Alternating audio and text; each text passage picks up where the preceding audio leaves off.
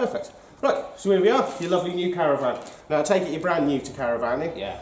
So I'll literally, first thing I'll talk about, imagine we pulled up on a site now and you're still connected to the car. Right. What you'll find is most hardcore sites will be level. But if you're on a farmer's field or anything like that, you may find you'll have to level the caravan. Now if you pull on and you've got a lean left or right, one of the best things is, you know, the little small spirit levels, keep one of them. You can just pop it down on the side, inside, see how much you need to level it off, and then what you want to do is some wood underneath the wheels on either side to raise it up from the wheels. A lot of people think that the legs on the caravan are designed to lift it up, they're not, they're designed to stabilise it. Right. So left to right, needs a few planks of wood or something, you may need 1, 2, sometimes even 3 maybe, underneath the wheels. Ideally, reverse it further back and pull them onto the wood. But if you're on a site where you've got a hedge behind, you'll have to reverse them on. All you'll find is it's a bit harder to reverse onto the wood than it is to pull it on us. So once you've got it level left to right then, all the front to back's done off the jockey wheel at the front. So you can literally wind that up and down so you've got it level. So left to right first and then front to back. Once you've got it level all round, you can then wind all 4 of your legs down. Yeah. And that's what stabilises your van. What you can do, say you put 2 pieces of wood on and you're a tiny little bit off from being level, you can just use your legs just for that last tiny little bit, just to level it off. Now you may think levelling the caravan, it's not that important, but wait until you go and fry an egg on the cooker and all your eggs are sitting in the one side of the pan, you'll learn that. And then sort of after 5 days of being on an angle, it will irritate you, so that's where the levelling of it comes. Other than that, what I'm going to do on the handover now is I'll talk you through all the features externally on the van, and then we'll talk about everything inside as well. Lovely. Because you're new to it, believe me, ask away. Right. There's no such thing as a stupid question, and just ask away. If you're unsure on everything, I don't mind repeating myself in the slightest. So I'd rather get all the questions out of the way now. And the main thing of today is I'm not going to make you an expert in using it in an hour, but hopefully I'll give you enough of the basic knowledge so you can go out and have a little bit of confidence that you can go out and start enjoying yourselves. Yeah. Okay, so I'll make a start on the very front end. So first thing we've got here, this is your stabiliser hitch. So as well as it being hitched on with the main hitch, what the stabiliser does, it grips onto the tow ball. So that's why it needs to be a paint-free, grease-free tow ball. Because what it is, it's got pads inside of here that grip onto the tow ball as well. And it stops that snaking motion of it. So next behind, we've got your main hitch. Then we've got your breakaway cable, 2 light leads. So the grey one does your electrics, and the black one does all your lights. Yeah. Handbrake on this one, it's just as easy as handbrake off, handbrake on. What you'll find, you may have to just manually pull it on that little bit more if you're on a slope or anything, just to stabilise it. And then the jockey wheel winds up and down and then also raises and lowers off the side. But as daft as this will make more sense at the end once I'm hooking it onto the car, because I'll show you all the functions and everything of it then. So into your gas locker. Spare wheels in the gas locker, fantastic, so there's no climbing underneath your van if you do have to change your tyre. I've already put your electric cable in, your new electric cable. I've also fitted in your 2 bottles, also your brand new gas piping and everything's in as well. Lovely. So for your gas on and off, it's just as simple as turn them on and off from the bottles on the top. It's as simple as that. There is a gas shut-off valve just by the regulator here on the wall, but the main advice is just use the switch on top of the bottles. The shut-off is more here for when they're gas safety checking your van. That's when the engineers will use that. But for yourselves, just literally just switch your bottles on and off. Yeah. Okay. Lovely. And then in the front here as well, we've got your toilet chemicals. So there's the pink, which is for your flush tank, and then the blue, which goes in your cartridge for your toilet. But I'll show you more of that when I'm on the way round. It'll make sense when I'm on the way round. Then we've got your leg winder in the front here, so you've got a leg winder with it. Oh yeah, yeah. And then also got your waste pipe and your waste master. So the 2 go in the back of the van, I'll show you that, and then I've just done you an additional one because it's got 3 on it. What you may find is you may want to cut these down to a length that suits you. I've literally just cut you off some long ones so you can adapt them to the way it suits. Perfect. And there's one clean cable. Thank you kindly. So, pop them back. So, you're happy with everything on the front end? Yeah, perfect. I'll just talk through your kit here. So, obviously, you've got your waste master. So, you've got an Acorol, your hitch lock for the front, your step, your mirrors, and obviously your number plate as well. So, that's all your kit here. All it is I've got my demonstration stuff out. So, when I'm talking about things, you know what it is in your So, coming out to the side. So, first thing we've got is your front legs. So, all you literally do is put your leg winder on there and just simply wind them down. And then literally when you get into the floor, you just want to do a sort of a turn or so, just so they're nice and tight on the floor, and that'll stabilise your van. Next one down, this is your Truma vent. Now this is the vent for your water boiler. So you've got a 10 litre water boiler built in. It'll run on gas, electric, or gas and electric at the same time. But anything to do with gas, you need to remove this cover. And it's just this cover here. It's just as simple as on the bottom first, and it just goes on the top. And all you do to remove it is just simply pull it off. Yeah. So if you ever want to use it on gas, you need to remove this cover. You can run it on electric with it on, but I'll show you inside. There's a little red light that comes on if you turn the light on the gas, and normally it is because you've left this cover on or you haven't switched your bottles on. But it'll make more sense when I talk about it inside. So next one across, this is your water inlet now. This is obviously the Akerol. You've got an Akerol there, this is just my demonstration one. And then all you've got is your water pump on the end there. So all you simply do is drop the pump into the water and then attach this pipe. Now all it is, it's got little clips in the top and the bottom. So, wriggle it out. So this is the connection. All you literally do, it marries up. The big hole obviously goes in the big, and the electrical terminals go in. We've got that. Yeah, this is yours. This is yours. Yeah, this one's yours. So all you do is literally just push it in, and then just gently turn the top one down, just so it secures it in place. Yeah. And that's your water system. That's your water. Yeah. Yeah. As easy as that. So keep coming down. So the next one we've got is your 240. So this is your mains electrical hookup. At the back here, we've got the isolated key for your motor mover, and then I've just popped the remote control in for your motor mover. But I'll give you a demonstration on your motor mover at the end, so I'll show you it working and that. And then we've got your brand new leisure battery all fitted and ready to go for you as well. So what it is in a caravan is virtually everything runs off the 12 volt system. What the 240 is doing is powering a battery charger to recharge up this battery. So you've got a continual cycle of power, if you know what I mean. There is a few features inside, like your household plug sockets, and also like the electric ring on your cooker will only work when you're plugged into the mains. You can run without the mains in, but all you'll find is once you've flattened that battery, that's it, you've got no power as such. So, but I mean, it's very rare you're on a site. So would we keep this plugged in at home, or not? You can do. A lot of people don't with leads going to the home. What a lot of people tend to do is, I wouldn't leave it off for too long, because if you drain that battery and it goes flat, you can't recharge it. So what you see, what people are doing at home is plugging a van in, and probably popping a bit of heating on in it to keep the moisture out of it, and then B, they're also recharging up that battery. Because as soon as you plug that mains in, and you've got your battery charger switched on inside, that's recharging up your battery for you. Right, okay. Okay. Happy with that? Yeah, lovely. Fantastic. So, next one down here, these are the vents for your fridge. Now, I've got your fridge running on gas at the minute, so a lot of heat comes out this one side.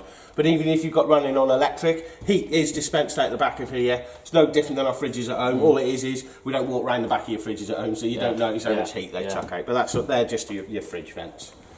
So, keep coming down. Next one is your lovely little cupboard. So you've got a little storage cupboard in there.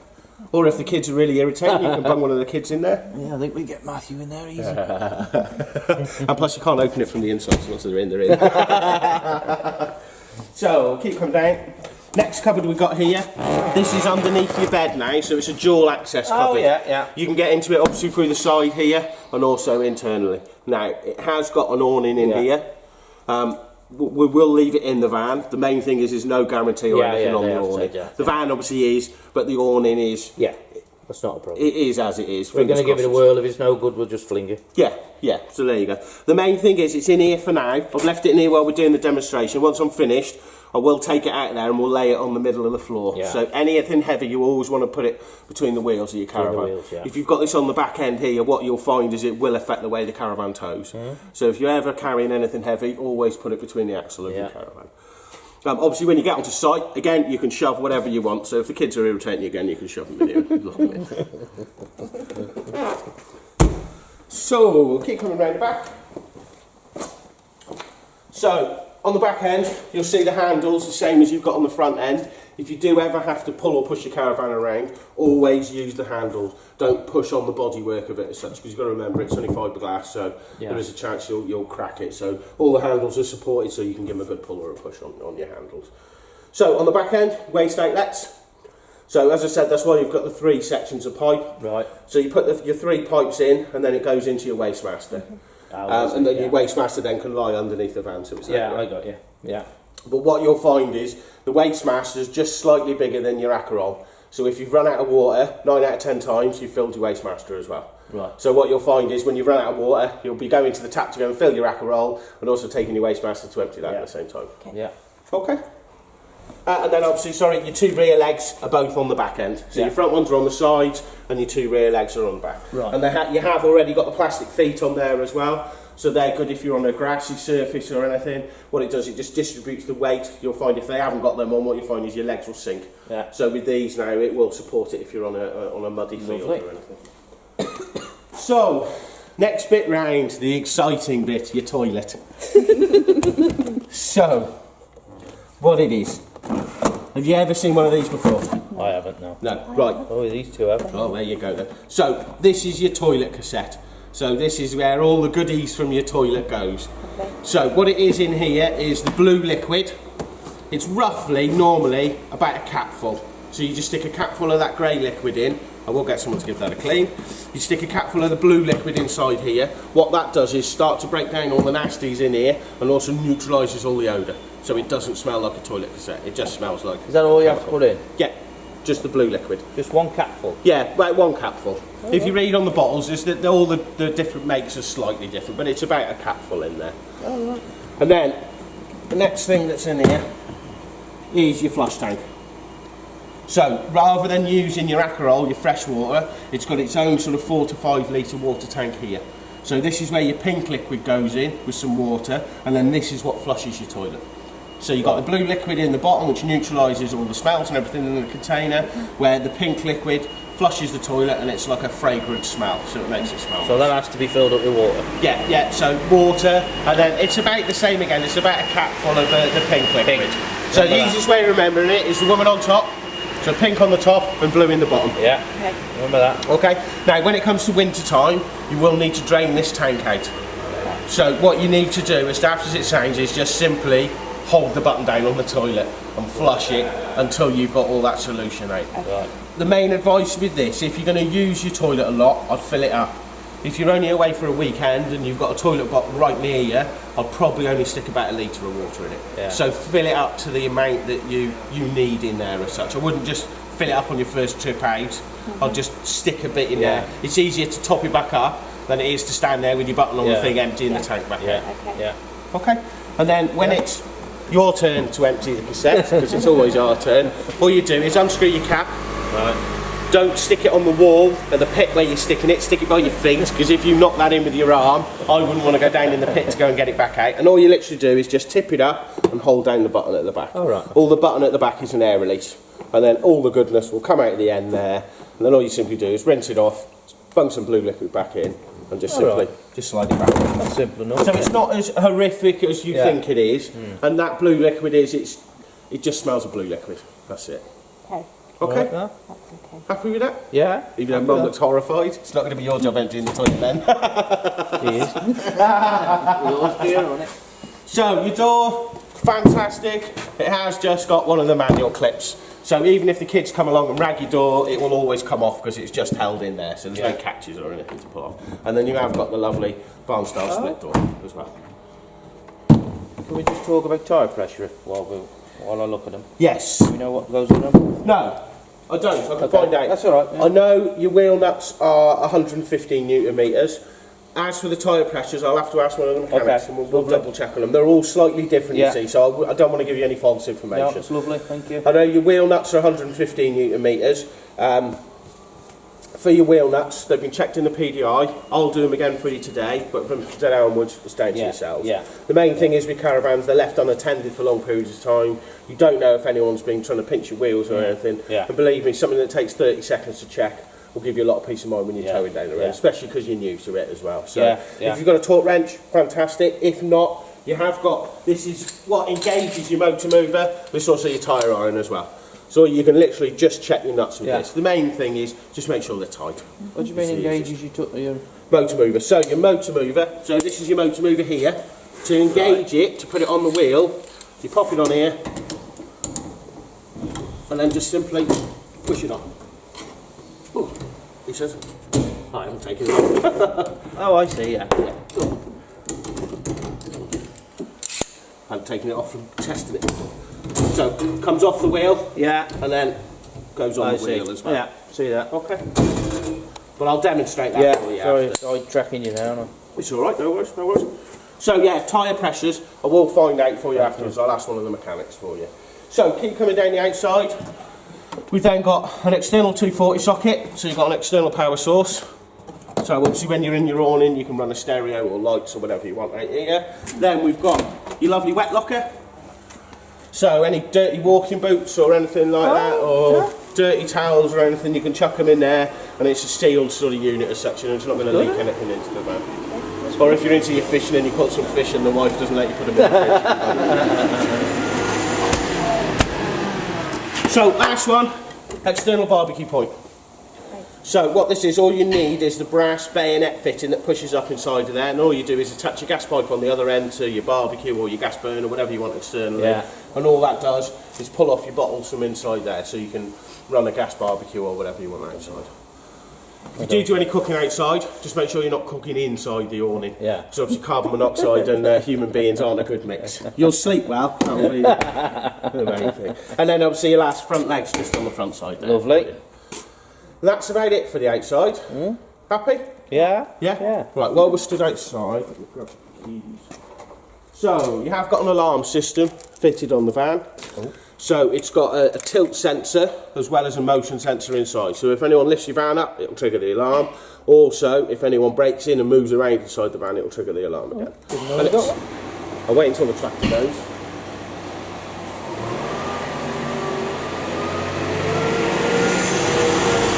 Noisy old swine. So, for your alarm. He says, come on. You know what I mean? There you go. One. Behave. Oh, don't you love it when things go to plan? It should be 1 beep on, 2 beeps off.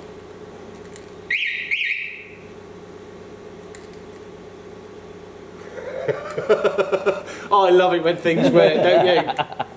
Come on. I will grab an engineer. Once I've done the demonstration, I'll get an engineer just to double check that. Thank you. Oh, that's one. Two. Shouldn't be doing that. I'll get him to have a look at it. Okay, I'll get him to have a look at it. Hopefully I won't trigger the alarm. But what it should be is 1 beep for on and 2 beeps for off, and that's just how you alarm and disalarm the alarm. So, if you want to jump inside, and I'll make a start on the bits and bobs inside. What? Didn't even know we'd have got an alarm, did we? No, we've enjoyed it, exactly. Hey?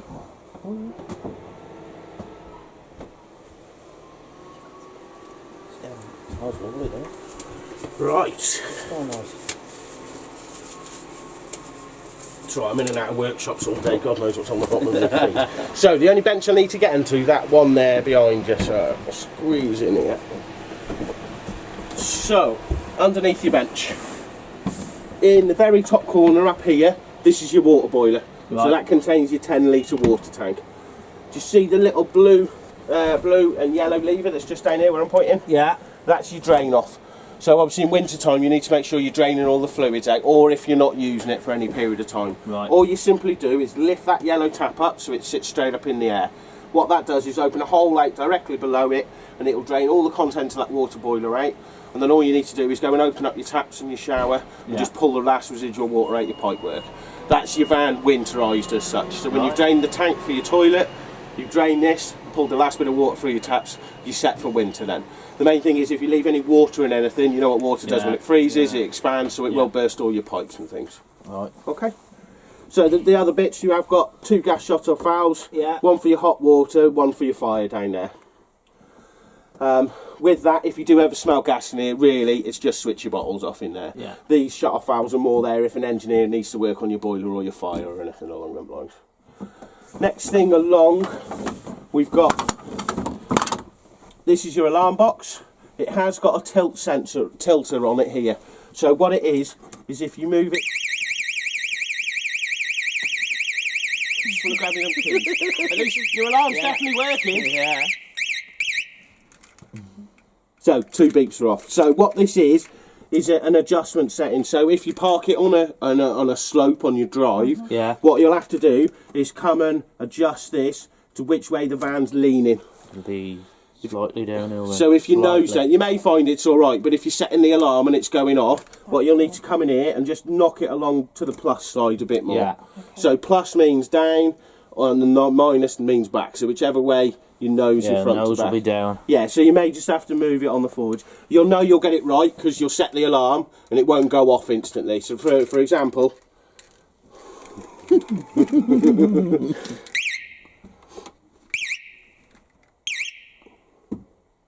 don't know what it's doing, but we'll get it to look at.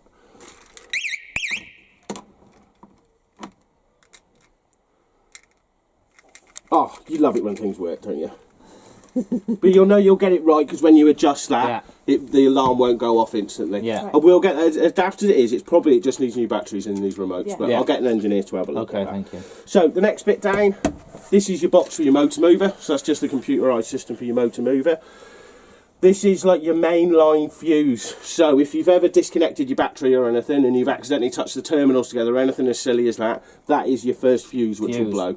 So if you're ever coming in and you've got no power whatsoever, that's the first fuse to check. For the rest of your fuses, they're all on the bottom of your consumer unit there.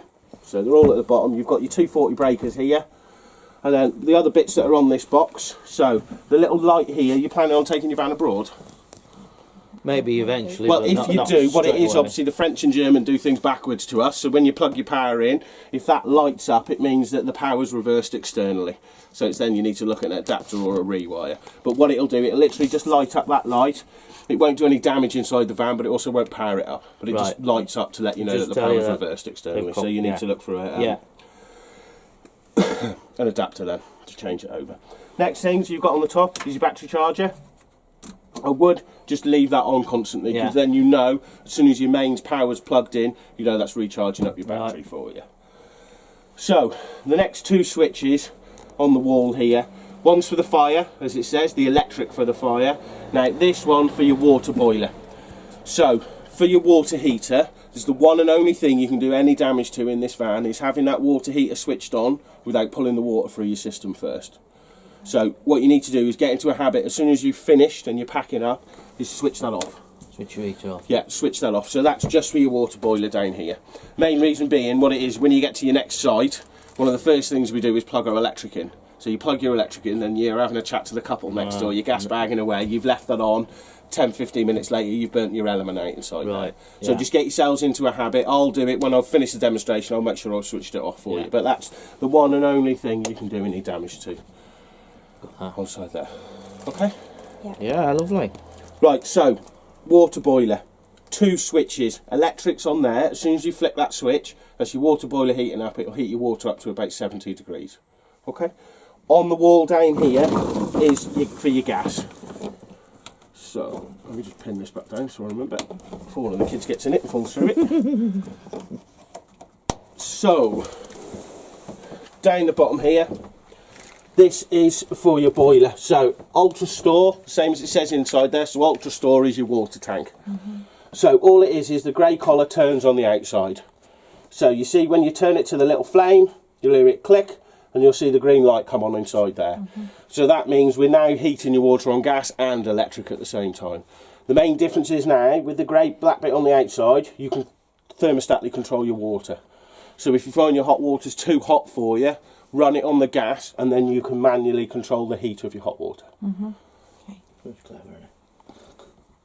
Okay, Yeah. so you can either, if you switch the switch off inside here, you can run just off the gas, or as I've got it at the minute, I'm running on gas and electric.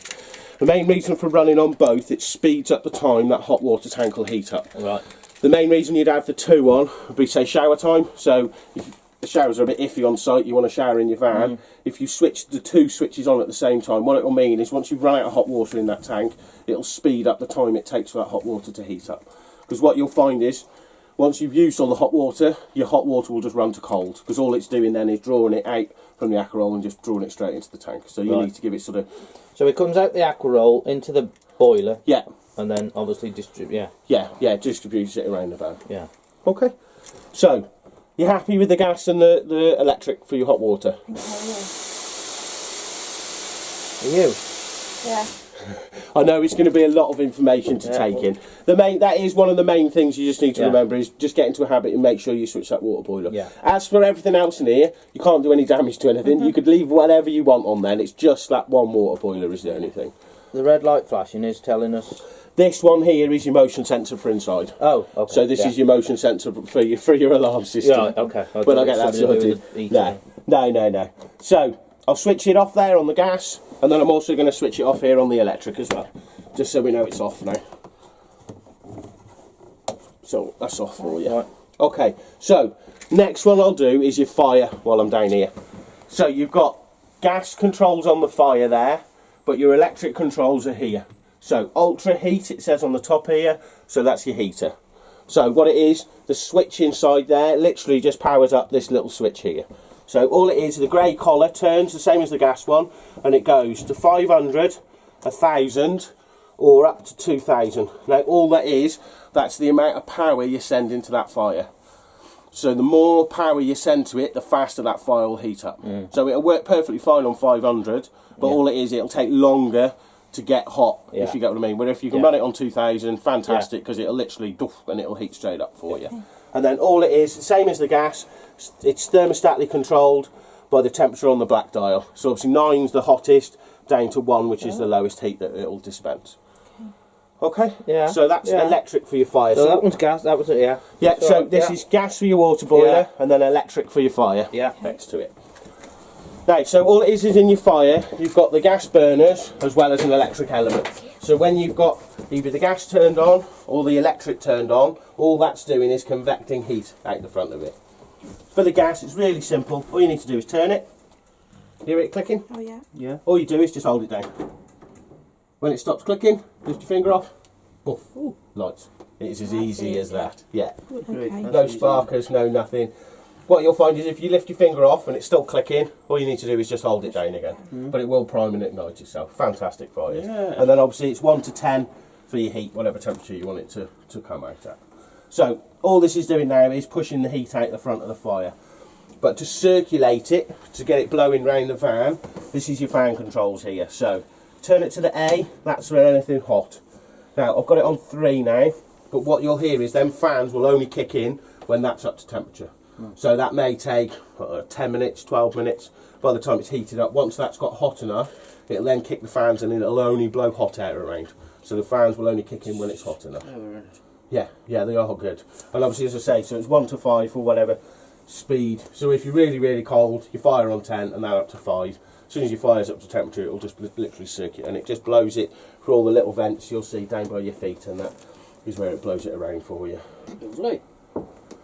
The other function, we'll jump ahead. So it's now summertime. We've got through spring and winter, and you're getting anything for it. It's a bit hot in here. What you can do is turn it to this little hand symbol that it's supposed to be. Turn it to the hand symbol. That's just a manual run for the fan. So if you're a bit hot in here, it's just like plugging a fan in and putting it on the side. All it's doing is drawing in fresh air and just blowing it around your van for you. So it just gives you a bit of extra ventilation in the summer. Call that air conditioning whenever we ask. Yeah. Okay. Lovely. You happy with that? Yeah. Yeah. Simple enough so far? That one's fine. That yeah. one's fine, Yeah? definitely. Right, perfect. Next thing I'll move on to is your panel controls here. Right, make sure you get this. He's worried me with him, this camera, because he's looking like this. Right, so I'll work across the top. First one, battery test. So all this one is literally doing is showing me the voltage in the battery. So as you see, it's in the green, perfect. So you know if you're ever running without power, you need to keep an eye on your battery. You can literally just hold that down and it'll show you what the voltage. Now there is an auxiliary here. We've had 5 of us trying to figure out what it does, and we can't figure out absolutely anything. So if you do figure out what it does, I would love to know, because we can't find it. On some of them, what it is you can have extra bits added, so they leave a spare switch if you need to power something else. So, but as far as we're concerned here, we can't find what it does. So the next 2 on the bottom here, rear lights and front lights. Now as you see, the rear lights will all go off, Okay. and then same as your front lights. Okay. Now the only 2 lights which are still on at the front here are your 2 at the front. Now what it is them 2 lights are wired directly into your mains. So when you're on a site, if you're going out at night and you're all plugged in, you'll need to manually switch off them 2 lights. The only way I can switch them off is by pulling out your power cable. But you can, if you look underneath the sides, you'll see there's a switch underneath. That's it. Lovely. So that'll switch it. So it's just when you're plugged into the mains, them two lights are always on unless you've manually switched them off inside. Okay. I know. So the next one is your car and van switch. So what this does is change over from running on your leisure battery, which is the van, to running off the vehicle battery. Okay. In this modern day and age, there isn't really any need for that, as you can just